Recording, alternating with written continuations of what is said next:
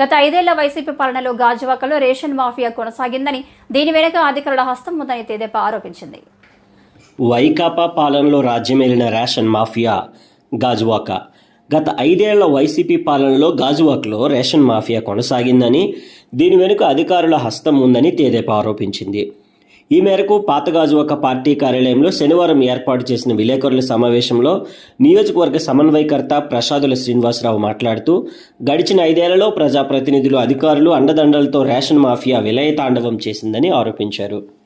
కూటమి ప్రభుత్వంలో ఇటువంటి నాటకాలకు అడ్డుకట్ట తప్పవని హెచ్చరించారు. పేదలకు అందాల్సిన రేషన్ బియ్యాన్ని పక్కదోవ పట్టించాల్సి చూస్తే ఊరుకునేది లేదన్నారు. మాఫియాపై అధికారులు నిఘా పెట్టారని, అధికారులు కళ్ళుగప్పి దొంగచాటుగా వ్యాపారం చేసే వాళ్లకు ఉపేక్షించేది లేదన్నారు. కార్యక్రమంలో నాయకులు దాసేంద్ర, చెరుకూరి నాగేశ్వరరావు, రట్టి వాసు, మణి, పంచదార్ల ఉగ్రం, సింగూరు అనంత్, బైపిలి గాంధీ తదితరులు పాల్గొన్నారు. ఒక సామాన్యమైన రిపోర్టర్ గా నేను 5 వ్యాన్లు సీజ్ చేయించాను గత 3 రోజులు. అందుకే ఈ ఏఎస్ఓ ఇన్ని రోజుల నుంచి ఇక్కడ ఉండి ఏం చేస్తున్నాడు? ఆయన సమాధానం చెప్పాలి. మీ పార్టీ లెటర్ హెడ్ మీద కలెక్టర్కి ఏదైనా కంప్లైంట్ చేస్తారా? ఈ అంశాన్ని నేను అధ్యక్ష వారి దృష్టికి తీసుకొస్తాం. ఆయన రేపు వస్తారు. నాకున్న సమాచారం ప్రకారం ఇప్పుడే కాదట, గత వైసీపీ అధికారులు వచ్చిన మరుక్షణం నుంచి ఎప్పుడైతే మొబైల్ ట్రాకింగ్ స్టార్ట్ అయిందో, మొబైల్ కంపెనీ అప్పటి నుంచి వెచ్చలు. అంటే నీకు విచిత్రం ఏంటంటే, ఆ రైస్ మాఫీ అన్నాడు ఆ వ్యాన్లోనే ఉంటాడట, కుర్చీ బ్యాగ్ పట్టుకొని తప్పనంతా డబ్బులు ఇచ్చేదట. ఎన్ని కేజీలు అంటే అమ్మా అని ఒక వేదో ఇచ్చేసి దానిపైన ఏంటంటే మాకు కూడా గ్రహించాం.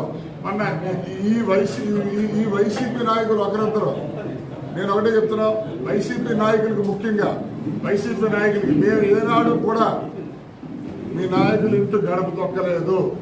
ప్రజలకు కాదు, ప్రజలు ఎన్ని రోజులైనా ఏ క్షణం ఇక్కడ రావచ్చు. ఎమ్మెల్యే కాదు, వైసీపీ నాయకులుగా చలామణి వారు. మేము ఏనాడు మా హితం కోరి, మా స్వార్థం కోరి మీ ఎమ్మెల్యేలు ఇంటికి రాలేదు, మీ ఎంపీలు ఇంటికి రాలేదు. మీరు కూడా ఆ గౌరవంగానే ఉండండి అంతే తప్ప మీరేదో ఇక్కడికి వచ్చి ప్రజాహితం కోరైతే ఎవరైనా రావచ్చు. వ్యక్తిగత స్వభావాలకు వస్తే మాత్రం ఉపేక్షించేది లేదని చెప్పి నేను హెచ్చరిస్తా ఉన్నాను. దానికి నేను ఎప్పుడే 5 చెప్పాను, ఏం పని మీకని. వారు అన్నారు నాతోటి, పౌరుడిగా వచ్చి పౌరుడిగా రండి, దండేయండి, విష్ చేయండి, ఏదైనా సమస్య. మాఫియా మొత్తం లిస్ట్ ఎంత ఉంది గాజువాక నియోజకవర్గంలోనే ఉపయోగిస్తాను.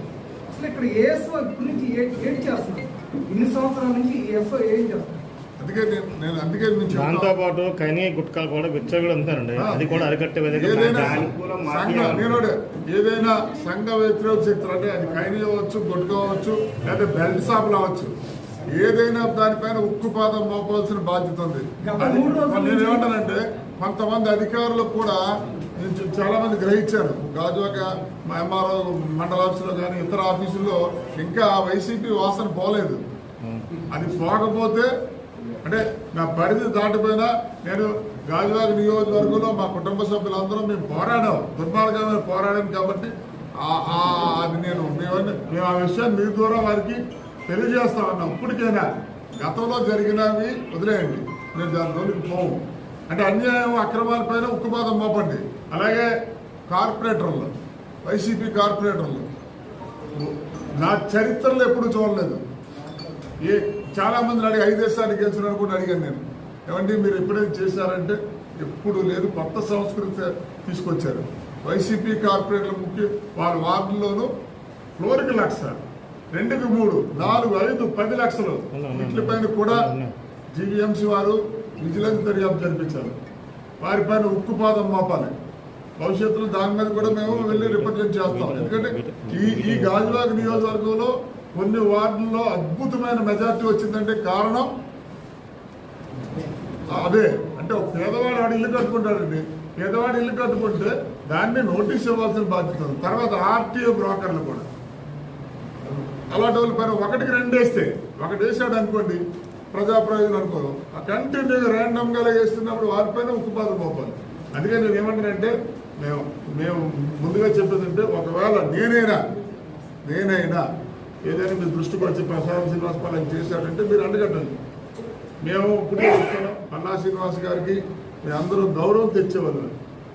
మేము అగౌరవం తెచ్చేవాళ్ళగా మమ్మల్ని కూడా మీరు దగ్గరుండి గ్రహించారు కాబట్టి ఏదైనా ఉంటే మేము సరి చేసుకుంటాం, మీరు కూడా మాకు తెలియపలాన ఎలా ఉందని చెప్పి. ఎందుకంటే 5 సంవత్సరాలుగా ఎన్నడూ లేని విధంగా ఇక్కడ ఎలాగైనా వ్యవస్థలన్నీ అడ్డం పెట్టుకున్నారు, శాసించారు. ఎలాగంటే రైస్ మాఫియా మేరకు ఈ యాక్షన్ తీసుకున్నారు. ముఖ్య ఉద్దేశం బియ్యము, తర్వాత బిల్డింగ్ ఏమో ఏదైనా కొత్తగా వైన్ షాప్లు ఇదే కదా.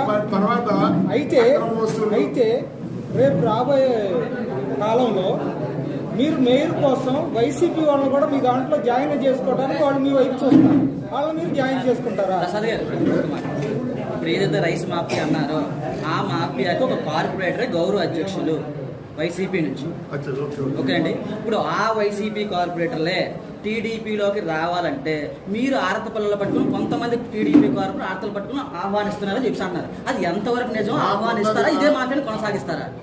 మాకున్న సంఖ్యాబలం అద్భుతంగా ఉంది. పల్లా శ్రీనివాస్ గారు ఎథిక్స్ మెయింటైన్ చేస్తారు.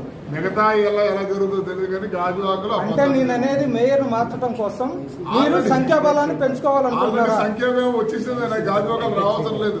అది రాకుండా మాకు మిగతా నియోజకవర్గాల నుంచి సంఖ్యాబలం వచ్చేసింది. ఇంకొక అలా కాదండి, ఇప్పుడు నుంచి కార్పొరేటర్లు అందరూ వస్తున్నట్టు కూడా ఉన్నది కదా అన్న. ఇప్పుడు మీరు చూశారు కదా ఈరోజు అక్కడ చిత్తూరు మేయర్తో సహా కలిసిపోయినారు, మొత్తం కూటమికి వచ్చేసారు.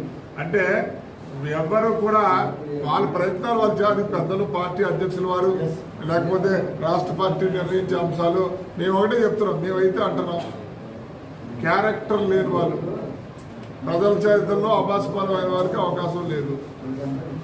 అది మీరు ఖచ్చితంగా చెప్పడం 100% ఉంటుంది. సరే ఒక్కటి, వైసీపీ గత 5 సంవత్సరాల పరిపాలన పేదోడు ఇల్లు కట్టుకుంటే ప్రతి కార్పొరేటర్ ప్రతి వార్డులో కూడా 1-2 లక్షలు కంపల్సరీ దోచుకున్నారు. ఇప్పుడు ప్రభుత్వం మారింది, అయినా అది కొనసాగుతుంది. దాని మీద పెడతారు. మొన్న సమావేశంలో చెప్పారు, దాని మీద అవసరమైతే వారు మాట్లాడి ఇప్పటి వరకు జరిగిన దానిపై విజిలెన్స్ దర్యాప్తు పెట్టిస్తారు. ఇప్పుడే ప్రజలకు నేను విజ్ఞప్తి చేస్తా ఉన్నా, గాజువాక నియోజకవర్గ వివిధ వార్డులోని పుర ప్రజలారా, ఇంటికి